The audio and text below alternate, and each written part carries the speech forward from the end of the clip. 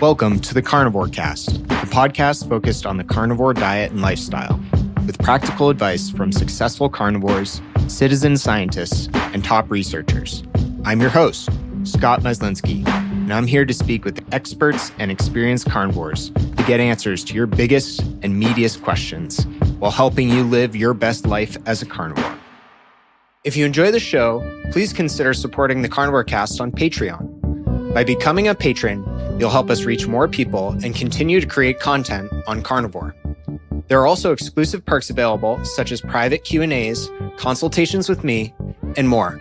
Become a supporter at patreon.com/carnivorecast. Check the episode description for the link. Thank you, and I'll see you there. Carnivore Cassie has lost 212 pounds total, 130 pounds via carnivore diet and fasting. She's been carnivore for over a year and shares her story, food pics, and insights on her Instagram page at Carnivore Cassie. Welcome to the show, Cassie. Hi, thank you so much for having me, Scott. Yeah, my pleasure. Very excited to finally chat with you today. So let's get started with you. Tell us about your background and your health history and how you got to where you are today. Okay. Well, I'm 51. I have been overweight my adult life. It was overweight and then it led into obesity. Generally, I hovered in the mid to high 200s.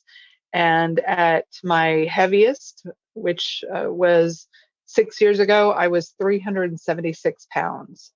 I have lost weight different times from different various things, but this time it stuck. So from a health history standpoint, what really led me on my journey 6 years ago is I was to the point where I was having to sleep hours every day.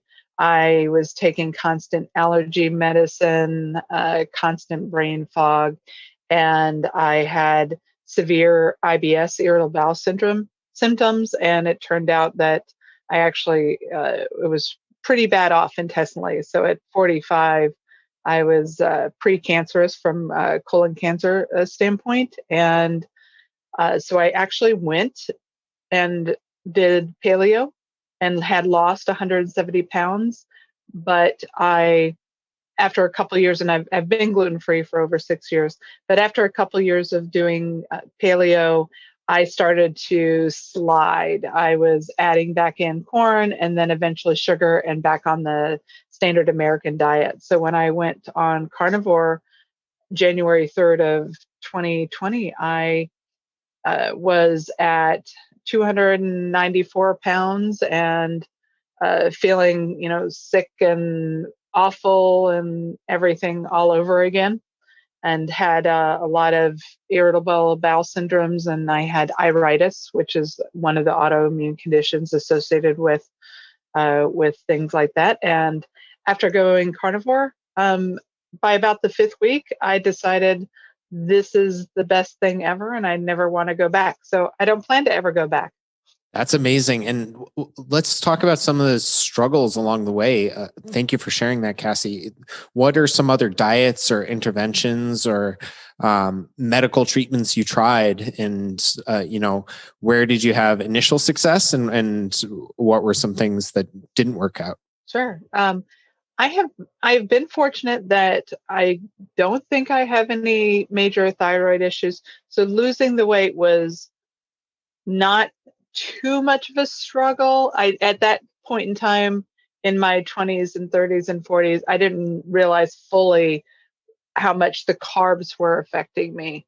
I did Weight Watchers and had gotten my 100-pound loss mark and had gotten pretty close. I've been I currently weigh 163. I've been in the just under 200s before, and I would get to that point and pretty much stall there or and basically hit that, I don't know what people call it, the set point where you couldn't lose any more or anything. But so Weight Watchers, and I've also done, I did do 5Ks and 10Ks, not at that same time. Later on to lose weight, I had lost almost 100 pounds over 100 pounds doing a lot of running. I'm not a fast runner, but I enjoyed it. So I did do that, and did like a couple 10Ks, like the Atlanta Peachtree Road Race, things like that, in addition to the 5Ks. And that was successful. I didn't, all I did is generally just not over consume. I was much more careful and kept a food diary and such. And, when I was in my 40s, I tried again to lose weight and did figured that running would do it again.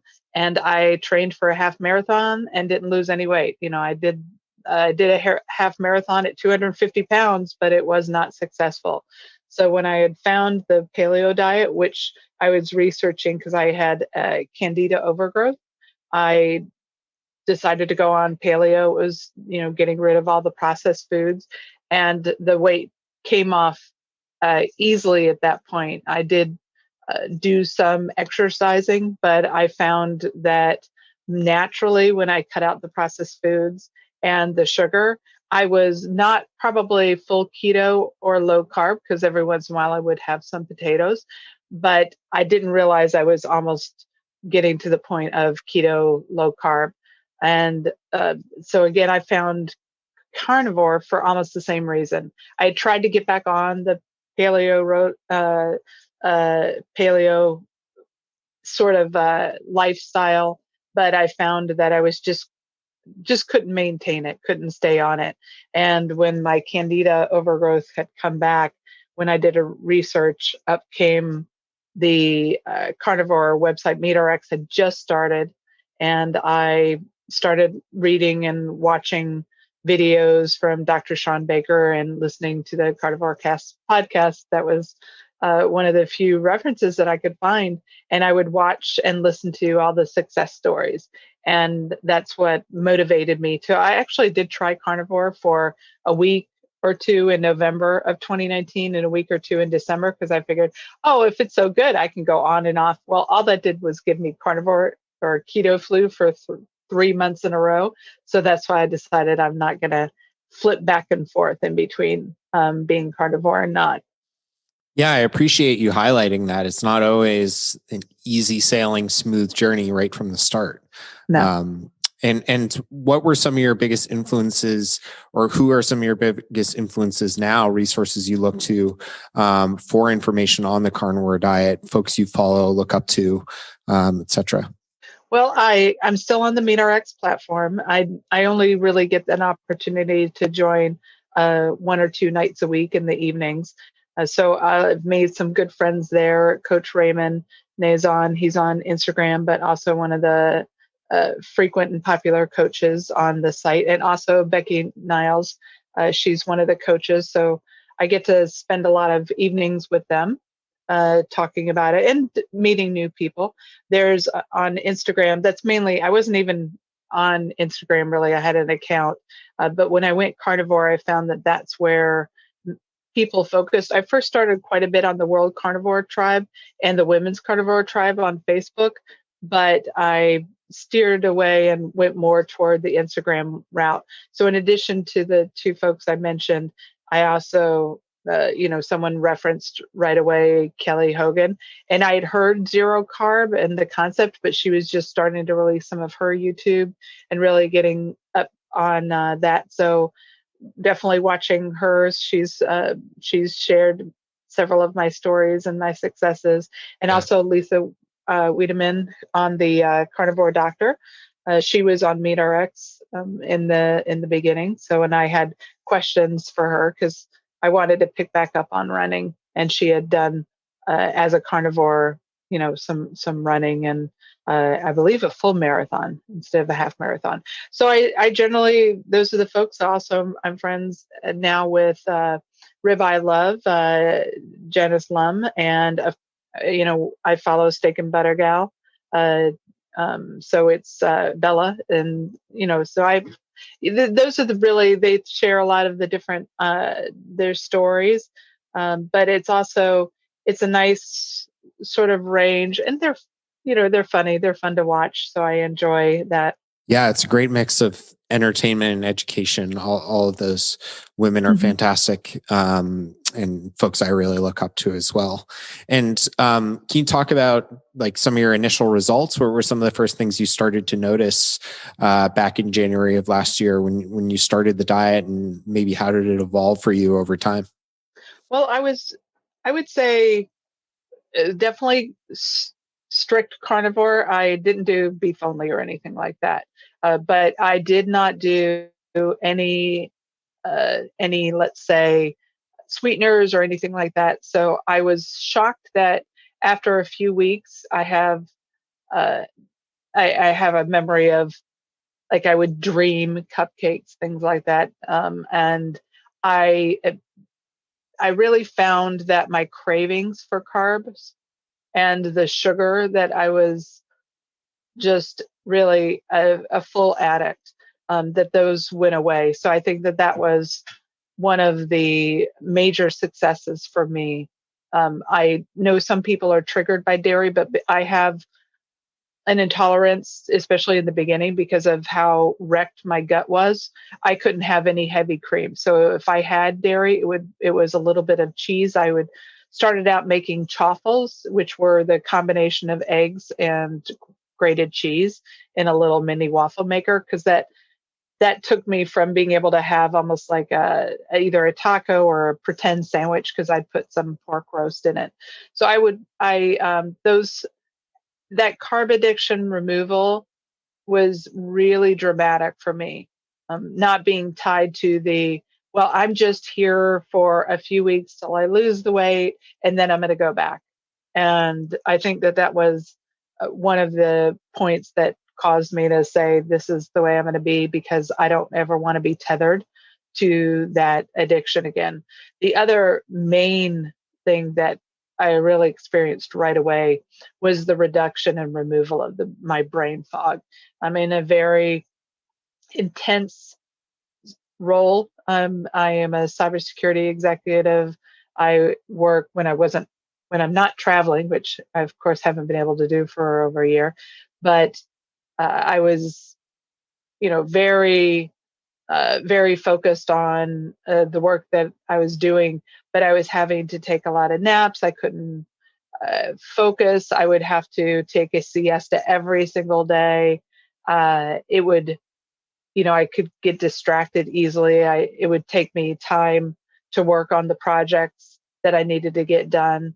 And I found that I was able to really triple my capacity at work in just again about a month, till a lot of that started to clear out. It was even just after a few weeks of getting over the carnivore keto flu that I felt like I was able to focus and do what I hadn't been able to do for quite a while. So to me, uh, just I didn't feel drugged up every day, and I wasn't on anything. It was literally that's how much the brain fog was affecting me.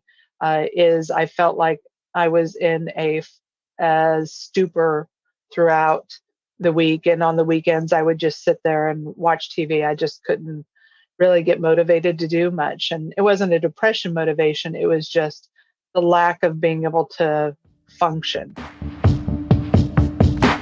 This episode is brought to you by Element Electrolytes. We know that salt, potassium, and magnesium are essential minerals, especially for those on carnivore, keto, and low-carb diets to relieve hunger, dizziness, cramps, headaches, and keep so many of your bodily processes running optimally, including sleep, brain and mental health, hormonal health, your heart, immunity, and more. Element Electrolytes are convenient, evidence-based, and delicious. My wife and I have been using Element for years, every single day. They're great for fueling hard workouts, getting adapted and beating keto flu, fasting, traveling with them, and kickstarting your day with energy. They're used by Navy SEALs, Olympic weightlifters, jiu-jitsu athletes, and everyday people who want to make themselves better, like you and me. They're also founded by superhero Rob Wolf. LMNT is offering free, that's right, free people, Element sample packs to Carnivore Cast listeners. All you have to do is pay for shipping. Go to drinklmnt.com/carnivorecast to claim this awesome deal. That's drink, lmnt.com/Carnivore Cast, one word, and I'll include a link in the show notes. Yeah, I really appreciate you sharing that, Cassie. And would you say that some of those changes were even more, like for how much weight you've lost and how much you've transformed your body? Would you say some of those things have impacted your quality of life even more? Yes, definitely. I tell people that if I had never lost the weight, I still wouldn't go back.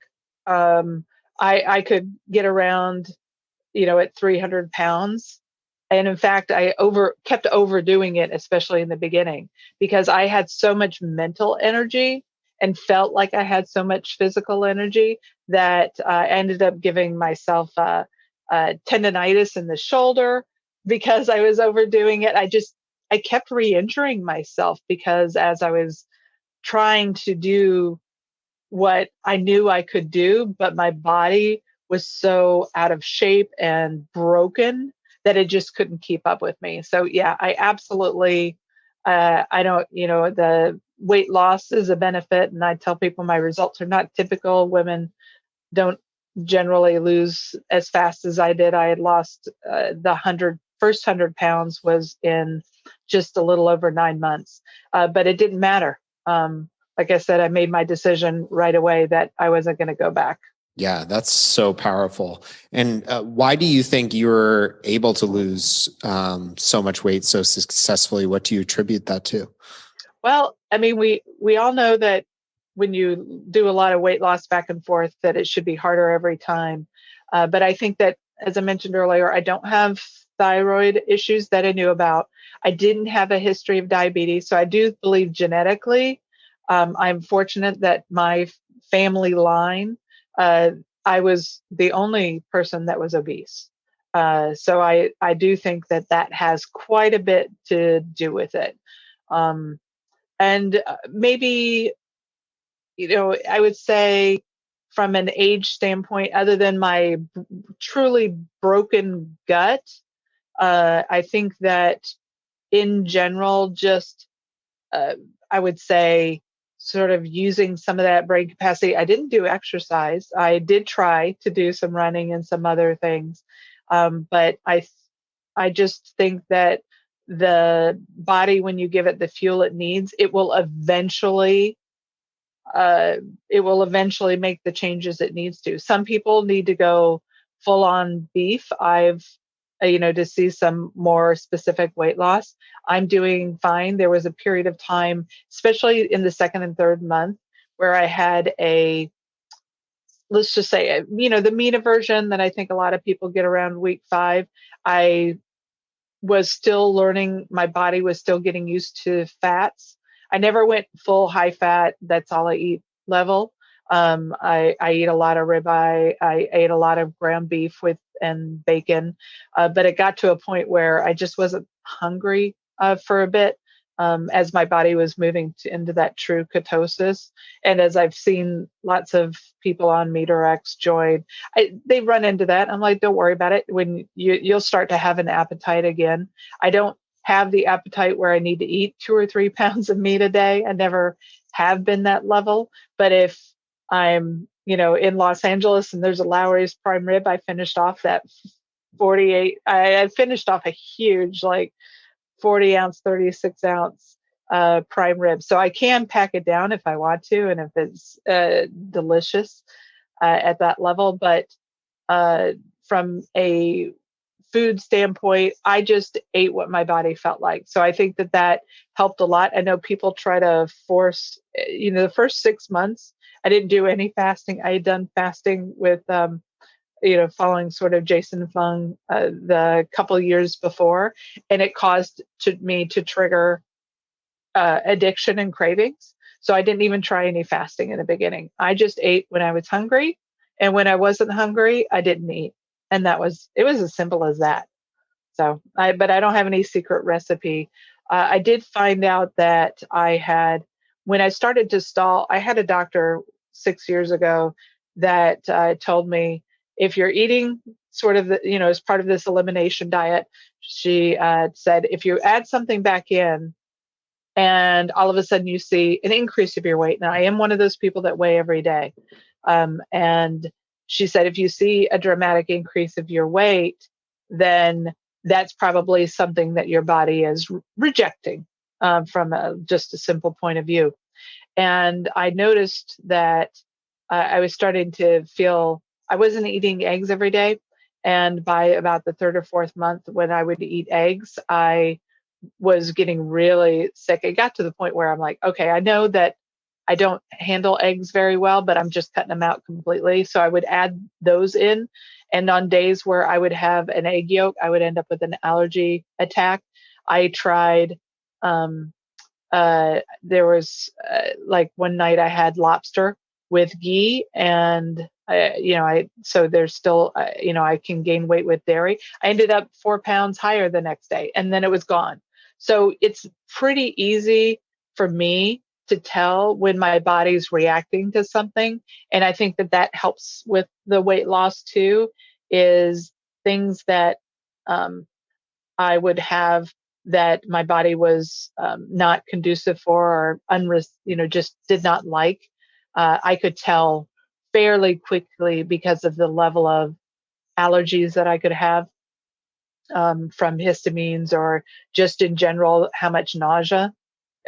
So like one day in my second or third month, probably second month, I made a steak and I put butter on it, and I almost got sick over, because I realized that I was having intolerances for butter. I can now have some butter, but those are the kinds of things that you learn from. And I think staying away from those things that my body does not do well with has helped some of the weight loss. It sounds like you're taking a very conscious and intelligent approach about it. And it sounds like you have a great doctor too. How were you able to find them, and how did they react to your going on a carnivore diet?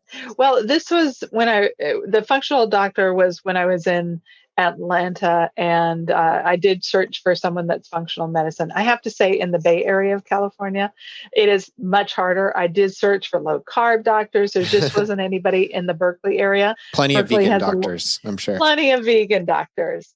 So I actually, I finally went back and found a doctor about 6 months ago, so that I could do an annual physical. But I feel like I receive great information online.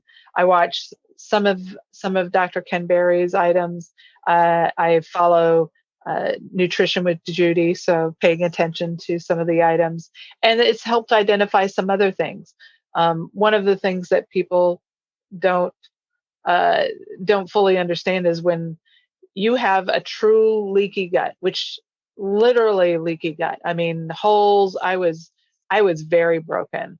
And even when I started in January, one of the items that people like to say, is like, oh, well, carnivores don't get scurvy. I have a vitamin C deficiency. I cannot process it.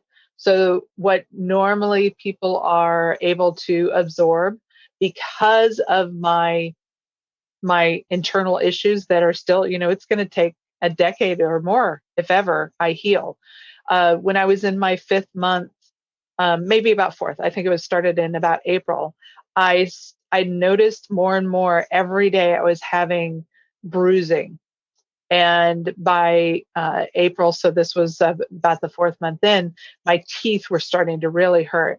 And I looked for all sorts of reasons, and it just kept coming up, scurvy. I'm like, okay, well, let's ignore that word for a second, but let's think about this. And so I said, okay, well, let me try and add some vitamin C in my diet, because if it helps, no harm, no foul. I wasn't taking any multivitamins. So I first tried by using a lemon out of our Meyer lemon tree, and the next day was up 3 pounds. I'm like, forget that. From less than a tablespoon, it was probably 2 teaspoons of lemon juice, I immediately started to retain. And I do have citrus allergies, so I'm not surprised in that respect. Yeah. So I bought, off the shelf at Walgreens, I bought some vitamin C, something that looked, it had magnesium stearate. I think that's how you say it, but and vitamin C. And the amount of bruising I was getting was something that you might see in somebody in their 80s. Like I had that level of bruises. I was bruised up and down. My 75-pound dog, every time he put his paws on me, I'd end up with more bruises on my legs. And within a week, I stopped having new bruises of taking the vitamin C.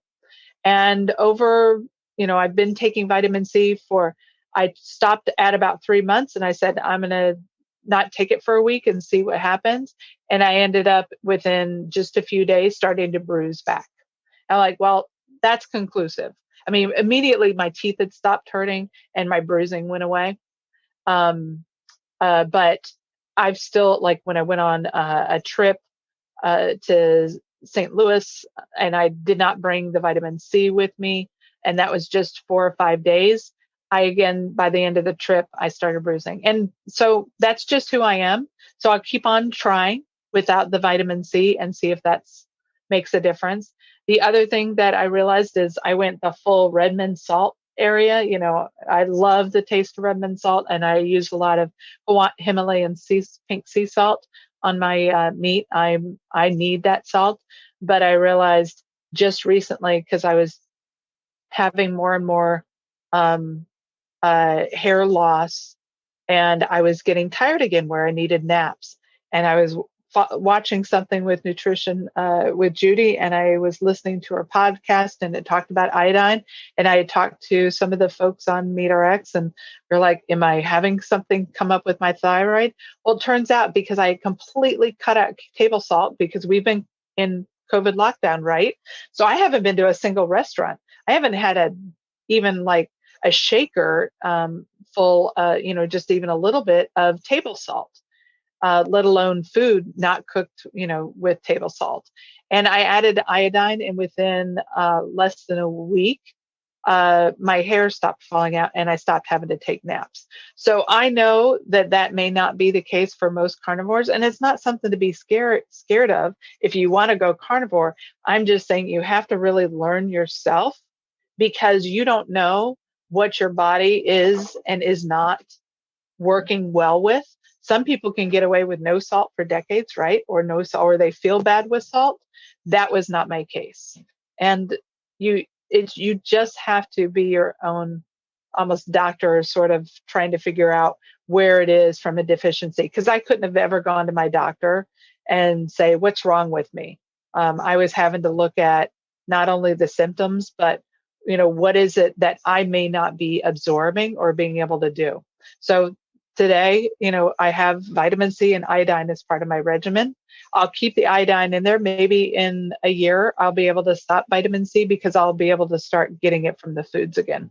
Yeah, that's amazing. And it's crazy how we have to science these things ourselves, how there isn't a doctor or someone to help guide you through these decisions. And huge props to you for figuring that all out and taking your health into your own hands. I greatly admire that, but it's something that's really hard, and a lot of people can't or won't do it. And Cassie, we've kind of danced around it, but what does a full day of eating look like for you? Well, generally, it's changed a bit over time. I think most people sort of adapt. Full day of eating. Like I said, I don't do eggs. So my day starts at 5 or 6 in the morning. I have folks on the East Coast and also in Europe and India. So I'm on the phone all throughout the morning. I don't have to worry about, I love that I just don't need a breakfast. I don't need to eat this moment I get up or anything like that. And so I generally eat if I'm hungry. My husband will text me from the other room, and he'll be like, bacon. So I often, about 3 or 4 days a week, I end up having bacon for breakfast. And the bacon that I usually eat is the Whole Foods. We get the tender belly. It's a very thick cut of bacon, uncured, unsugared. I just love the flavor of it. And I'll eat usually 4 or 5 pieces of that. When I was first starting, and also when it's just myself, if I don't have a lot of options in the house, I do keep frozen burger patties. And so I'll cook the bacon. I'll reduce the amount of bacon I have, and then I'll cook the burgers and have that. But I just, burgers to me, and even ground beef, it's not something I crave. So it's just there if I can't find anything else in the fridge. Um, and then for dinner, I generally will eat, I'll eat about a ribeye once or twice a week. I was eating it much more frequently, but not as much. I know this is sort of ridiculous. A lot of people, they give up on this. Is a meal for me often is just pork rinds and water. I know that, I said I didn't do a lot of high fat items, but if I don't feel like cooking or there's not something in there, then I'll have that. Other meals that I generally eat, there's something called sukiyaki, which is actually a cut of ribeye. It's a Japanese, like how thick they cut it. My husband or I, but he's the cook in the house. And he will just fry me up some of the sukiyaki meat in a pan with salt. So I eat that about once a week. On Sundays after church, I will make us chicken wings. So we'll have I'll cook them in the oven, and what I do is I coat them in bacon or actually pork belly fat, and so I will warm that up and spread it over it, and then add the Redmond salt onto it. And then I do add Parmesan, grated Parmesan onto it at the end where it crisps up. So I'll have the Parmesan wings. That's a staple in the house. And then my husband will cook once a week, is a pork belly. And he usually gets that at Whole Foods or at the Japanese market. My husband's Japanese American. He'll buy that at the Japanese market where it's like a heritage pork. So it's a higher quality pork because it's a lot higher in fat from the standpoint. So we want to make sure, how it's been grain, properly fed. And he'll cook me up and I'll eat an entire pork belly. He'll slice it into really about the size of a thick cut bacon, but then in about 1 inch by 1 inch chunks. And I will just eat on that. And then we save the fat from that. So those are almost my general meals. It's the same kind of rotation all the time. On a rare, like once, maybe every 2 weeks, I will make an egg yolk. I found that I can tolerate egg yolks, and I just like to sit down and have bacon and eggs. So I'll have bacon and egg yolk. And that's it. It's a pretty simple sort of routine. Yeah, sounds delicious. You're making my mouth water. And Cassie, you mentioned connecting with folks on social media and some of the Facebook groups. What has surprised you about carnivore community or what has surprised you about it? Well, I know that some people talk about there being dogma. And then for me, I would say I'm more dogmatic in just that, I do believe that this will heal, but it's not me to judge. I can give advice. I actually had been coaching on, or, providing the hosting for the carb addiction meeting on MeatRx. And so I think that just the different communities, some people are, I would say they call themselves dirty carnivore. And then some people, just by having coffee or something else, they'll be like, oh, I wasn't strict, but you're carnivore. So I think that from a community aspect, I did veer away from the World Carnivore Tribe. I do like the Women's Carnivore Tribe. That's a private Facebook group, just so that, you can talk more about certain things that come up. I had questions about I'm perimenopausal. I think that's what it's called. I don't quite know for sure, but I had questions about that. So it's nice to be able to find people in the community to be able to talk to. I really think that people will steer towards what they need more. I did not have any depression, any kind of mental or I would say areas that I've had to focus for myself. So I can't give advice that I feel that would be as helpful. And so I send people like, here are the people who have gone through what you're going through, and these are great people to talk to, from a Meet RX, or here are the podcasts, or here are people to follow. So I think that you tend to gravitate toward those that have sort of either similar sort of, I would say, how they react and work. I mean, one of the reasons I was able to identify a lot with Kelly Hogan is, besides, being, in Atlanta for 25 years, I had the weight loss, but I didn't have, it solved a lot of the points to begin with, and that it's just easier for me. I don't think carnivore is easy for everybody.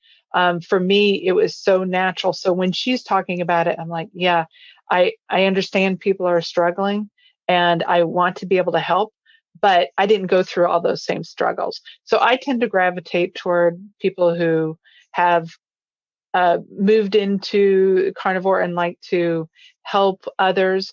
But I myself will never be a coach between my work, but also I think it's important that people have that relationship where they can understand more of how they can help others. So I like doing these podcasts, and I've done other of the and other videos on YouTube, but my situation is not the same as anybody else's. We're all unique.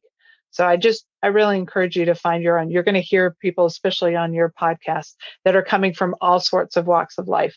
From week 5 on, I mean, other than the things that I've talked about that I want to, be open about, I have not, to me, it's not a struggle. I love this way of eating. I love, feeling like I've got control over my body now. And, I've said before, if that means tomorrow's my last day ever on this earth, I have no regrets. A year and a half ago, I would have said, oh, here's my last meal. This is what I would like. I don't care anymore. If my last meal is, a few pork rinds, or my last meal is a ribeye steak, or I ended up fasting, it doesn't matter. I feel so happy with how I've been over the last year, and that I'm not dependent on food, and that my life is not ruled by it. Food is a major part of my life. That's why I'm still, watching, these folks on Instagram and participating in this. That hasn't gone away, but I'm doing it because I want people to realize it doesn't have to rule your life. It doesn't have to be what dominates and controls you and makes you feel miserable. If that's what I don't want people to experience anymore. And that's why I do this, and that's why I talk to folks, is that I don't feel like I have a chain around my neck and I'm not choking anymore. Yeah, well, I really appreciate everything you're doing, and I think it's incredibly selfless of you to share and help people and help lead discussions on Meet RX and things like that when you are so busy with a job and a family and all your commitments. But it really shines through your passion and how much this has changed your life, and how excited you get and filled with purpose you are to help others and to share your story. So I really appreciate that, Cassie. Thank you. Where can people find out more about you? I'll have links to everything in the show notes, but really, really appreciate you coming on today and sharing with us. Yeah. The best place, again, Instagram. It's just Carnivore Cassie, all one word. And Cassie is Cassie, which I'm sure they'll see on the podcast. And they can DM me. I don't always, see it right away. I'm getting better. I check Instagram about once a day.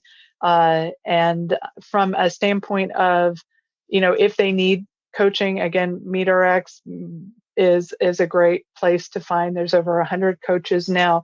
There's somebody who has lived through what you're living through if you're listening to this podcast. So I think that, the best places to those different items. Like I said, I don't coach if they have a couple of questions, but they're welcome to see my profile, and I can, offer a few opinions. But if they want to find me, they can find me on those platforms. That's great. Well, thanks again, and hope you have a fantastic rest of your day, Cassie. Thank you. Thank you, Scott. If you enjoy the show, please consider supporting the Carnivore Cast on Patreon. By becoming a patron, you'll help us reach more people and continue to create content on carnivore. There are also exclusive perks available, such as private Q&As, consultations with me, and more. Become a supporter at patreon.com/carnivorecast. Check the episode description for the link. Thank you, and I'll see you there. Thank you for listening to this episode of the Carnivore Cast. If you enjoyed this episode, please review on iTunes. It really helps us out. And share it with a friend. What questions would you like answered? Or who would you like to hear from in the carnivore research community? You can find me on Twitter, Instagram, and Facebook at Carnivore Cast, or go to carnivorecast.com. You can also email me at info@carnivorecast.com. I'd love to hear from you. Until next time, keep it carnivore.